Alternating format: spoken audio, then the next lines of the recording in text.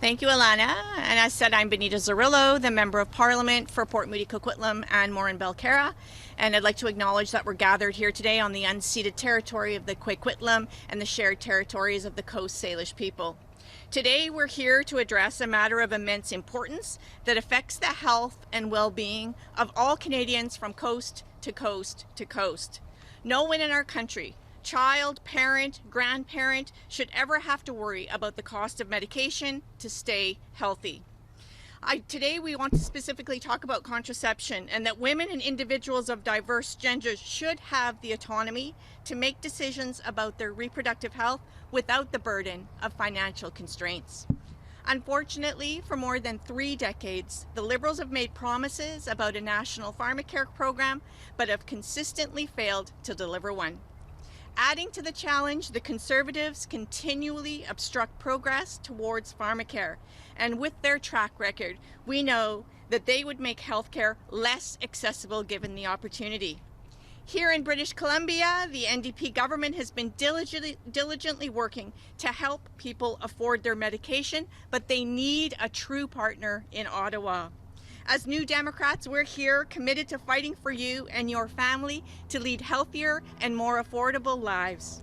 I'm honored to have the leader of the NDP, Jagmeet Singh, here today to discuss further this very pressing issue. Welcome, Jagmeet.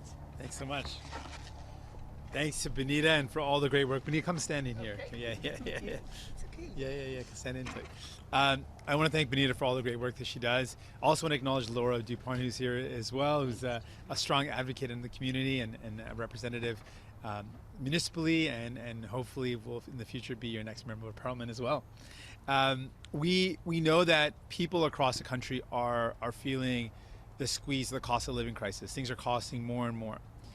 And on top of that, we know in a country as wealthy as ours, 1 in 4 Canadian makes a difficult choice about skipping the prescription or not filling it because they can't afford to do so.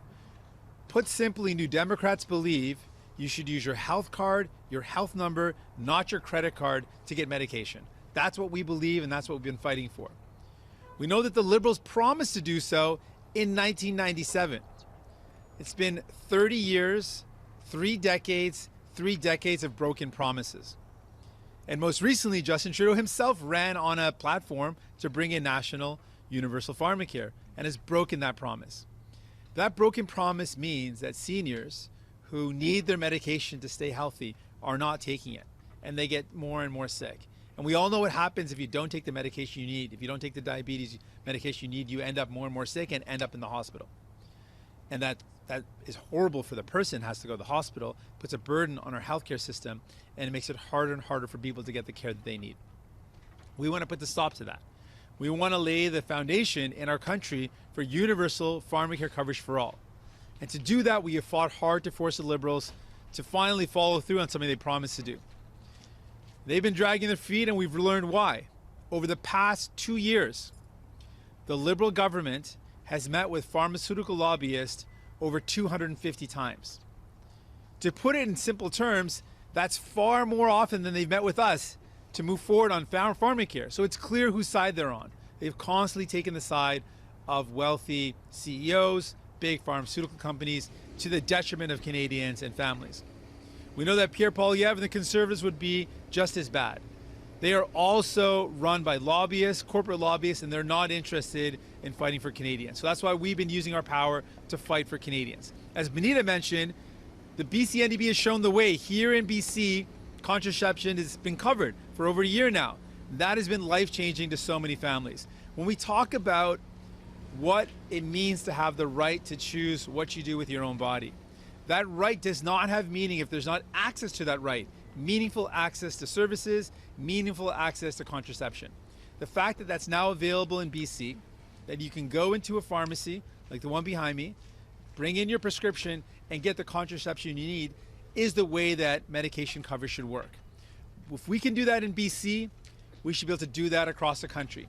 So part of what we are fighting for is to have national contraception coverage across the country. That is a part of what we're fighting for right now.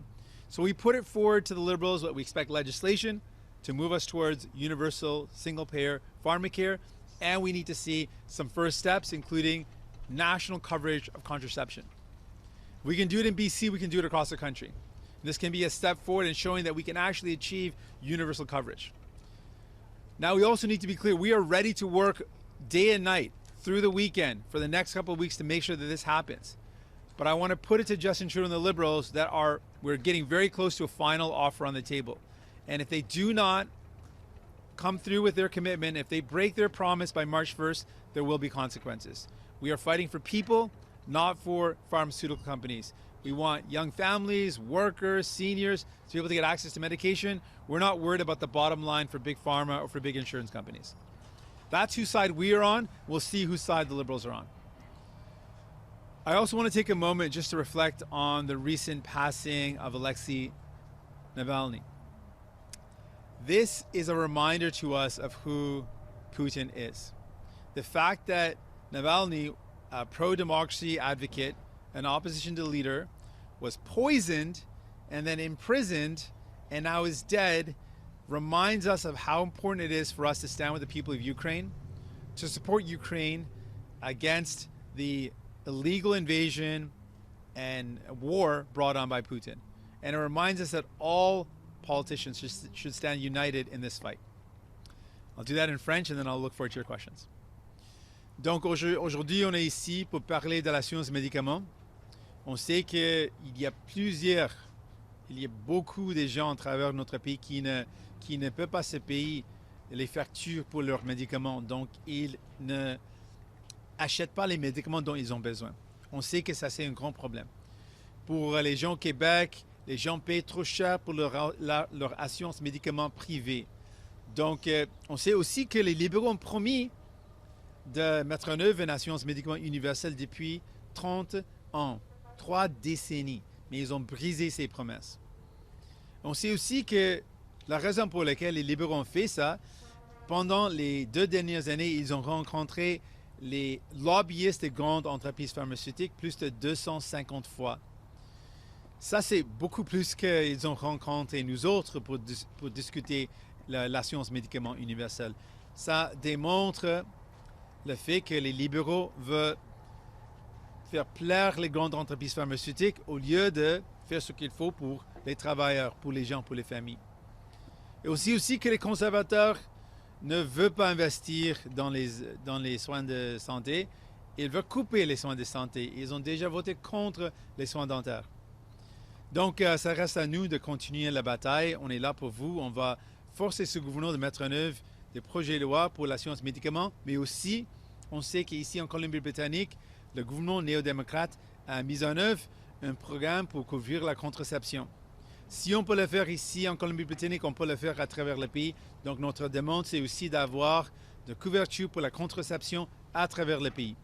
Ça, c'est un accès ou un droit fondamental pour les femmes et pour les personnes. Ça, c'est essentiel si on veut vraiment démontrer qu'on appuie le droit de choisir ce qu'on veut faire avec notre corps. Et un élément important de ça, c'est d'avoir accès aux médicaments nécessaires. Donc ça, c'est notre demande. On demande aussi que le gouvernement mette en œuvre un projet de loi ici le 1er mars. Sinon, le gouvernement libéral va avoir des conséquences. On était ferme, on va continuer à se battre pour vous.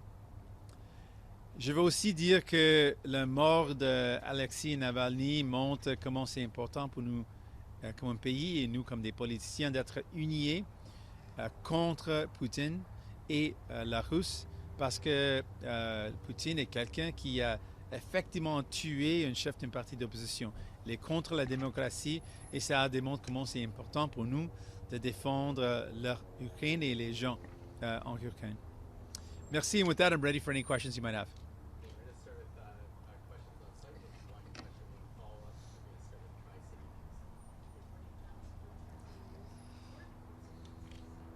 So we've put it really clearly that if the Liberals break the agreement will be broken. That means we'll go to a vote-to-vote situation. They can no longer count on any of our votes. None of the supports that were there in the agreement will continue. They will have broken their promise, and we will walk away then. Okay, we'll start with questions. Obviously, Sure. Thank you, James. Our first question comes from Go ahead, Ms. Rossi. Thanks.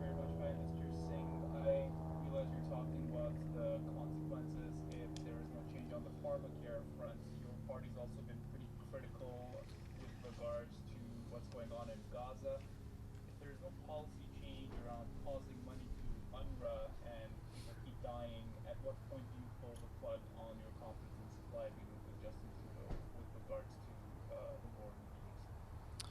Well, we have shown that we have used our power to get the government to move. You'll recall we were the first party to come out calling for a release of hostages and a ceasefire. We stand by that position. I met with the Prime Minister directly and conveyed to him in clear terms how we believe that we should, as a nation, should be using our power to save lives, to promote peace, to call for an end to the war and for a release of hostages.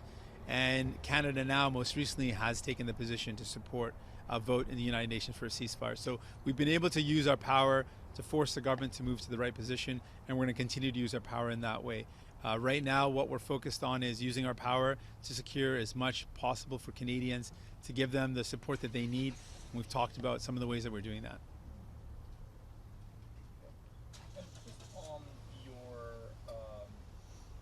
request to pull out of the confidence and supply agreement, I mean, you said yourself that you would be going back to support her vote as opposed to a blanket vote in support of the Liberals. How much of a threat is this really? I mean, it's not like the government would be toppled if you do pull out. Well, we've seen from the Liberals that their number one concern is bills passing in the House, and we've said that they cannot expect that to happen anymore. If they break the agreement, let's be really clear, it's the Liberals breaking the agreement. If they're breaking their promise, where the consequences of them breaking their promises, then the agreement is ended. So it would be the Liberals breaking the agreement. We want to use our power to help Canadians, and we've been very clear. That's been our goal from the beginning, and we continue to aspire to make sure we use our power in that way. Let's look at how the Liberals and the Conservatives have used their power. The Liberals have dragged their feet while Canadians have said we need supports. They have broken their promise on pharmacare for decades. And how have the Conservatives used their power? Well, they've been very clear on what they want. They voted against dental care. They voted against a school lunch program. They want to cut and gut the programs and services that Canadians need. That's who the Conservatives are, and that's what they're using their power to do. They want to hurt families. They want to hurt people. And Liberals are out of touch and don't realize the real challenges that people are dealing with. So what we want to use our power for is to continue to fight to force this government to deliver. And they should take it very seriously when we say if they break their agreement, they will no longer be able to count on support. And they will no longer be able to count on any of our votes. Thank you. Our next question comes from Global News. Go ahead, please.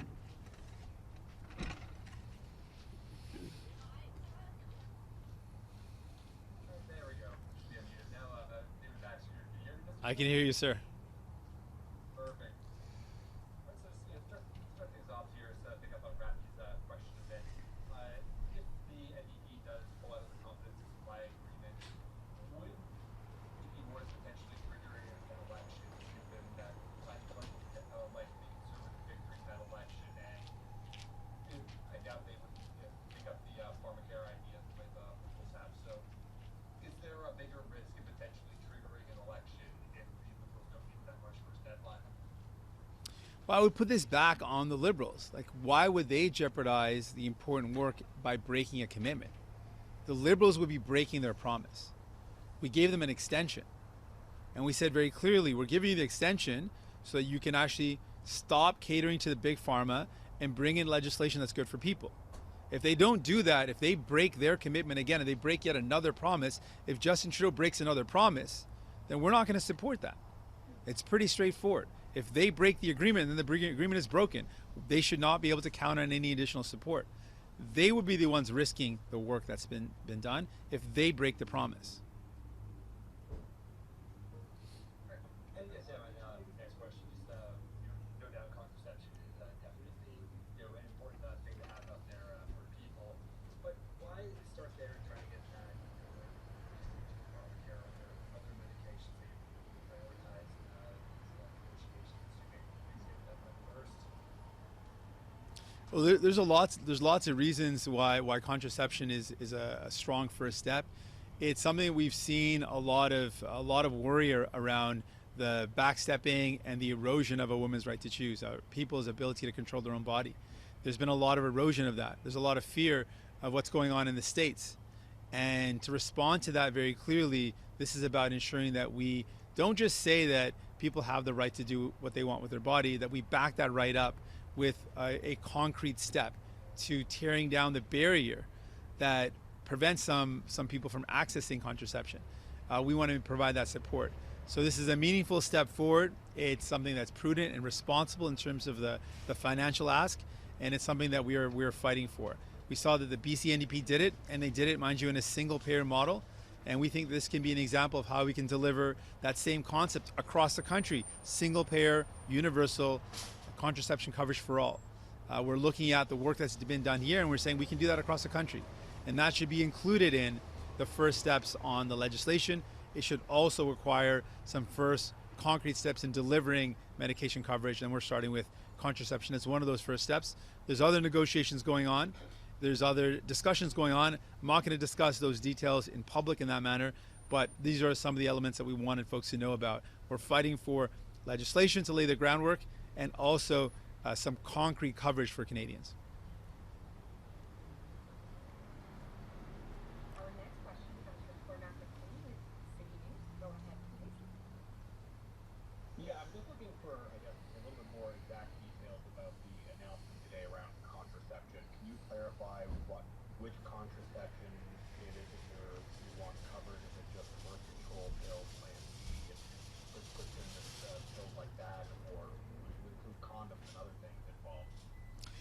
Thank you for the question. So what we're pushing for and what we are negotiating right now would be prescription contraception. So that would be medication, that would be IUDs, that would be emergency as well, emergency contraception. And so that's what we're focused on right now for contraception, would be prescription contraception, including IUDs. And then back to the pharmacare conversation. I mean, we're 2 weeks out from the deadline. What are the odds in your eyes? You know a lot more about what's happening behind the scenes than we do. So what are the odds, in your opinion, that a deal will follow through by March 1st?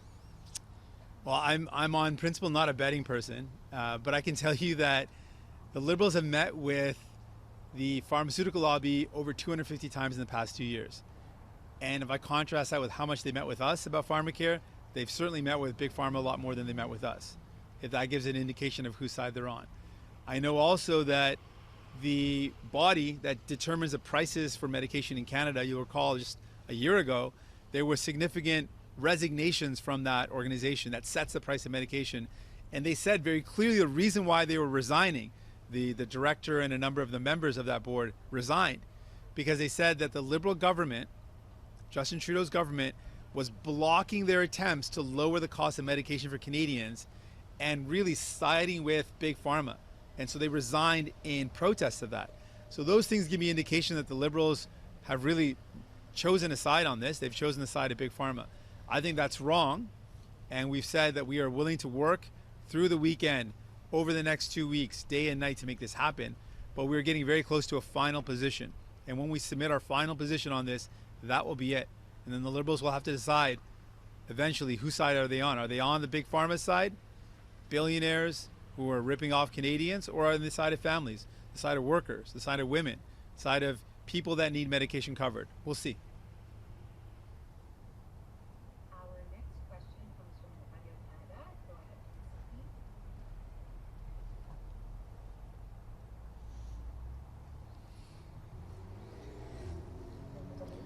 Est-ce que c'est possible de résumer l'histoire en fait des questions, l'histoire de tensions, l'histoire des discussions qu'il y a en ce moment, en date d'aujourd'hui, qu'est-ce qui bloque en fait encore?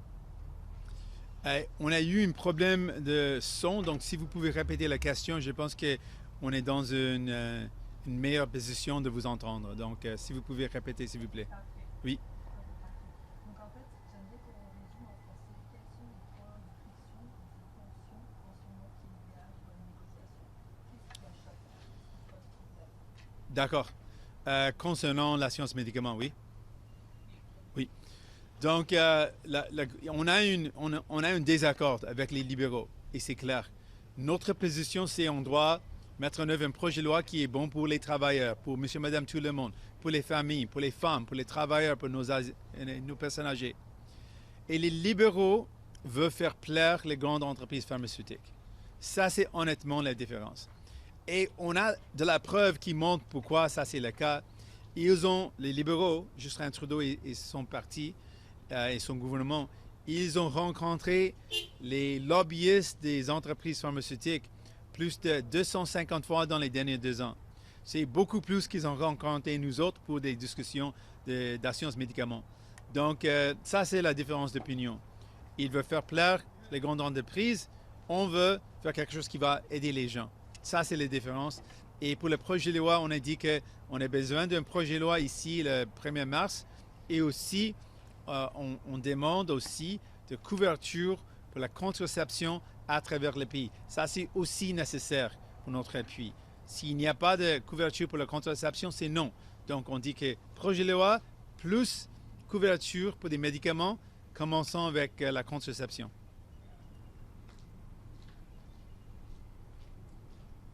Oui, j'aurais une question suivie. Donc, Oui. c'est un des points importants, très important pour nous.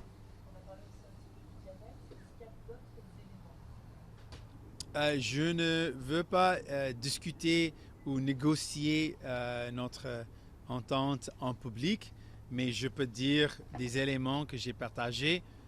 Un projet de loi pour les gens, pas pour les milliardaires. Un projet de loi pour les familles, pas pour les grandes entreprises pharmaceutiques. Et de couverture spécifique. Et on commence avec la contraception. We don't have any more questions at this time, so this will conclude our press conference. Thank you very much. I just want to say thanks again to everyone standing with me. It means a lot to have you here. And thank you for everyone for attending and listening. Appreciate it. Merci beaucoup.